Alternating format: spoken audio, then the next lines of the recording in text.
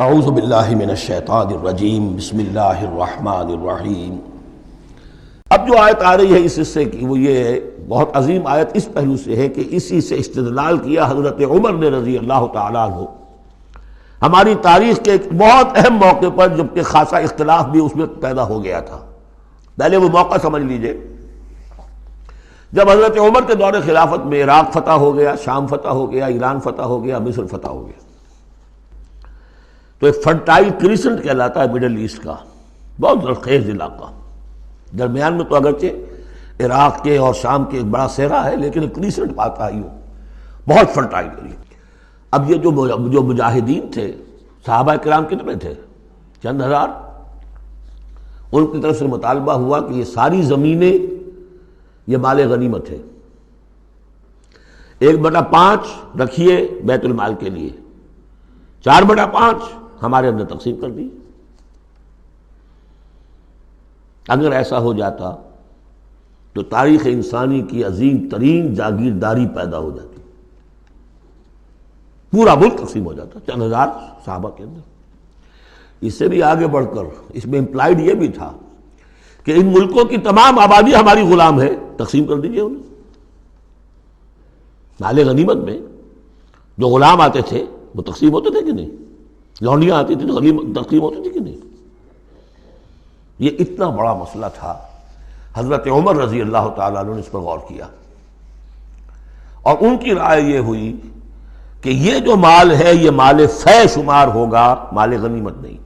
مال غنیمت صرف وہ ہوگا جو کسی جنگ میں مارکے کے عین مقام پر جو چیز ملے گی، جو تلواریں دشمن کے ہاتھ سے آپ کے ہاتھ لگ گئیں، زرہیں ہیں اور سامان ہے، یا بھیڑیں بکریاں ہیں، ان کے بھی تو راشن ساتھ ہوتے تھے کہ نہیں، گھوڑے ہیں، اونٹ ہیں، یا وہاں جو پی او ڈبلیوز ہوں گے، جو وہاں گرفتار ہوں گے، جو لڑنے والے، یا عورتیں اگر وہاں ساتھ ہوں گی وہ کنیزیں بنائی جائیں گی، تو جو محاذ جنگ پر جو مال آئے گا وہ تو غنیمت ہے۔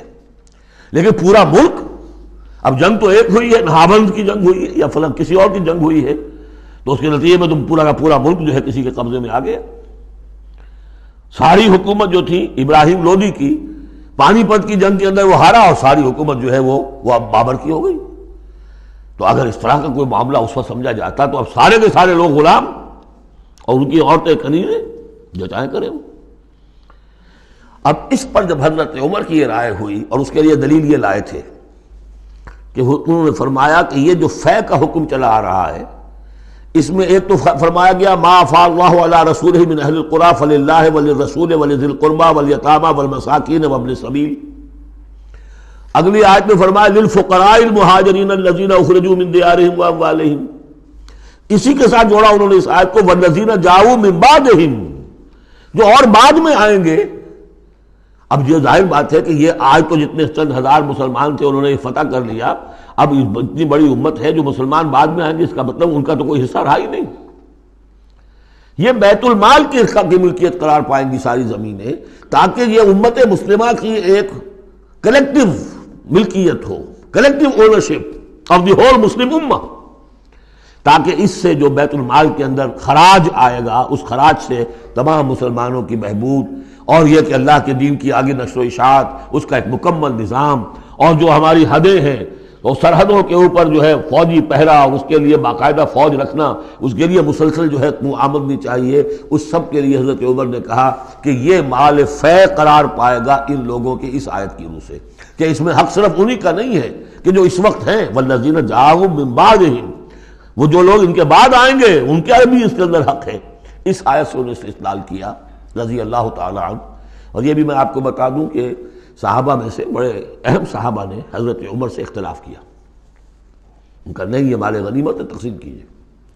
پھر یہ کہ ایک باقاعدہ جو ہے ایک کمیشن بنایا گیا، اس میں کچھ اوس کے، کچھ انصار اور کچھ جو ہے خزرج کے، ان کو ایک کمیشن بنایا گیا، انہوں نے غور کیا، سب کی بات سنی، اور پھر حضرت عمر رضی اللہ تعالیٰ عنہ کی رائے کے مطابق انہوں نے فیصلہ دیا، اور اسی پر پھر اجماع ہو گیا۔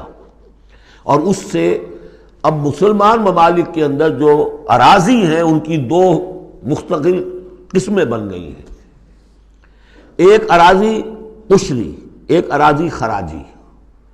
عشری اراضی ان مسلمانوں کی قرار پائی اور اس علاقے کے مسلمانوں کی قرار پائی جو بغیر لڑے بھڑے ایمان لے آئے، جیسے مدینے کے لوگ.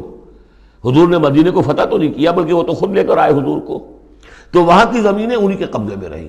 عشری زمین قبضے میں ہوتی ہے، ملکیت ہوتی ہے مسلمان کی، اس میں سے عشر ہوگا پیداوار کا 10واں حصہ یا 20واں حصہ. یہ زمینیں کہ جہاں کسی قوم نے کسی فوج نے دڑ بھڑ کر پھر شکست کھائی ہو یا پھر کسی اور طریقے سے فتح کیا گیا ہو ملک، اگر مسلمانوں نے فتح کیا ہو تو وہاں کی ساری زمینیں خراجی ہیں، وہ کسی کی انفرادی ملکیت نہیں ہے بلکہ اجتماعی ملکیت ہے. کلیکٹیو اونرشپ آف لینڈ پہلی مرتبہ تاریخ انسانی میں حضرت عمر رضی اللہ تعالیٰ عنہ کے اس اجتہاد کے نتیجے میں وجود میں آیا.